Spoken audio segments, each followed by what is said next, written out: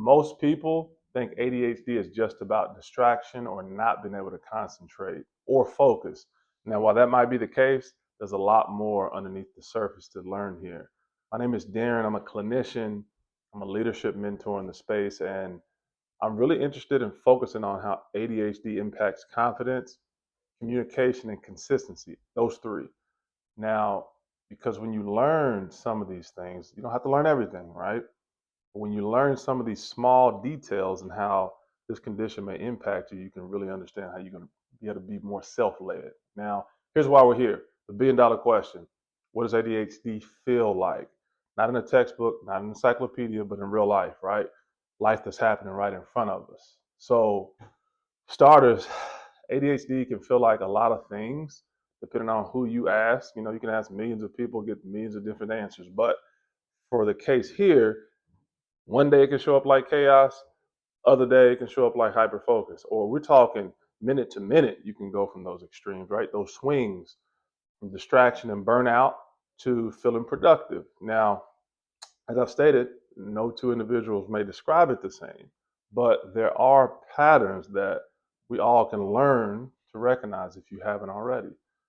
And as far as the ADHD brain, some say, and I believe it, some individuals experience brain activity that's much more fast, faster than the systems that you have. And brain activity just supersedes or moves a lot faster than the systems you have in place. So you can see the challenges that can happen, right?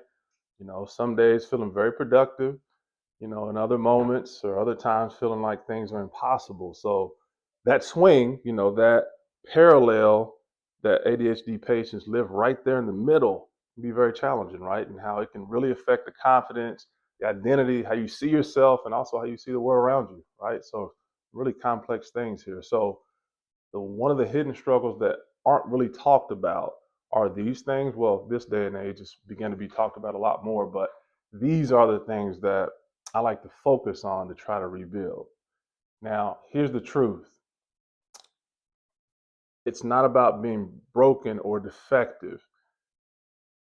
As much as that's a part of the conversation and we understand that, we still can't forget that your potential is intact, right? It just may be buried underneath fatigue and noise. So when you start to understand how your ADHD brain truly operates, you really begin to stop fighting yourself and start working with yourself, right? A lot much more compassion. And that's what it takes. Now, clarity and confidence and consistency really begin to take off when you're able to stop fighting yourself, right?